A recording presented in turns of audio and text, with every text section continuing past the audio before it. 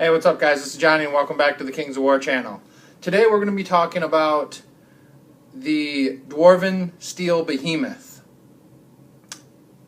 I posted some pictures at the beginning of the video so you could see what we're using, and it's from the Mage Knight series, that particular one. First off, we're really excited to get this into the game. It was really cool. Just the model itself that we found for it from the Mage Knight was really cool, and we were so excited to get it into the game. However, after playing it, using the model in about 4 or 5 games, it becomes apparent that it's not really that great for what it costs. The points on it is 200. Let me give you the stats real quick. It's a monster, and it's worth 200 points. It's got a speed of 3, which is more real because something like this, as I said, it should probably be a war machine of some kind, but I could definitely see, this thing kind of just creeping really slow throughout the battlefield. It's got a melee of 6, and we're going to talk about that pretty soon coming up. No range. It does have a breath attack weapon, which we'll get to. Defense of 6+. That's excellent. 20 attacks. 16/18 on the nerve. So, 200 points. That is a lot of points for this thing, and it better be kill. Here's the reason why it didn't work for us. Well, first, let's look at breath attack. Its special is Breath Attack 10, and it also has Crushing Strength 3, which is nice. The Breath Attack 10 is basically, within 12 inches, and it hits on 4+, the same as all Breath Attack type attacks. Within 12 inches.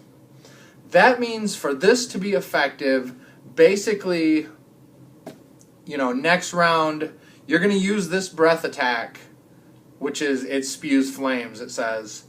You're going to use this, and next round, you're getting charged. So basically, one time.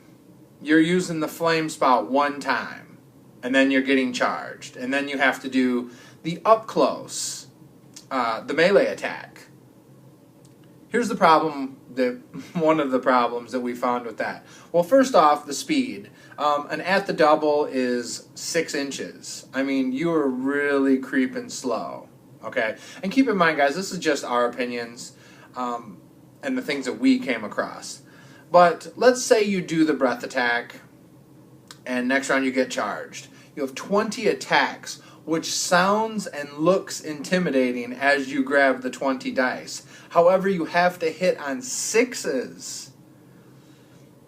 It makes sense because this is a slow-moving machine, and hitting on 6s? Now, I know a lot of you guys out there are going to say, oh, come on, there's a lot of instances with the negative modifiers that you have to hit on 6s, and we do it all the time. Well, let me tell you the issue that we have with that.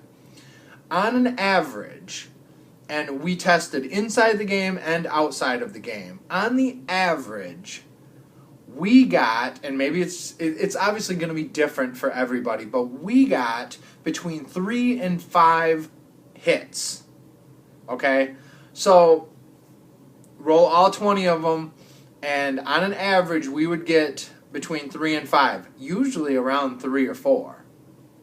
Okay, we tested it in the game, we tested it outside of the game. We just grabbed 20 dice and roll and see what we would get. And again, it was the 3 or 4 usually.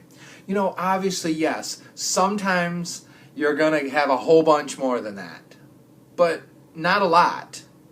Okay, so for 200 points, and then the wound, you're going to wound a lot because of the crushing strength that it has, which was really good. But versus, let me find the page here again real quick. Yeah, crushing strength 3. So that's pretty darn good. I mean, even if something has a 6 defense, you're hitting on 3s. But to spend 200 points on this when...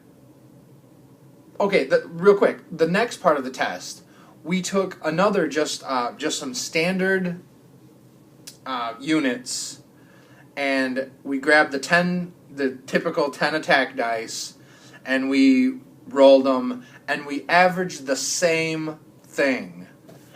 So that it's kind of a hard realization there. We grabbed, you know, for instance, the missile block troops, they have 10 shots. I grabbed the 10 dice and just did it inside the game and outside the game, and we averaged between 3 and 4 hits.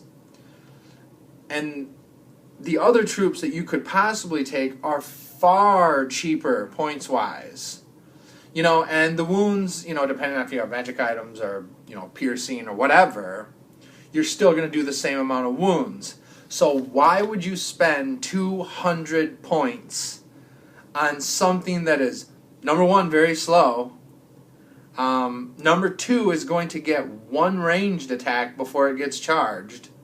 And keep in mind, guys, I know there will be certain, you know, different situations where it could be different, but I'm just talking about generally. You'll get one ranged attack before it gets charged, and then when you are in melee, you're only getting a couple hits because you got to roll 6s, even if you do roll 20 dice. Now, given that if you come in from the flank or the rear, you're getting a lot of attacks. I mean, yeah, but how often with this speed, how are you going to get up to the rear of a unit? I mean, unless just, you know, again, there will be some instances of it happening. But, you know, again, let us know. That's what this channel is about, learning. I don't claim to be the supreme, you know, guy of this game. I don't claim to know everything. That's why I made this channel is in a different style than my other channels that I had, where I did know a lot. This is for everybody to learn. Let us know if you have some positives of the Steel Behemoth. Maybe how we could divert and use this thing, because as of right now, it's coming out of the game. Aaron, the last 4 games, I mean, he's, in his mind, he's 200 points behind because of this thing, and I'm killing him. I'm destroying his army every time. So he's like, Dad, this thing has got to go, or I'm taking a break for the game. So we're going to take it out. We're going to rework his army. Let us know if you have any helpful hints or anything that we could throw in. And as always, thanks, guys, for watching. Thanks for subscribing and sharing. And we'll catch you guys in the next video. See ya.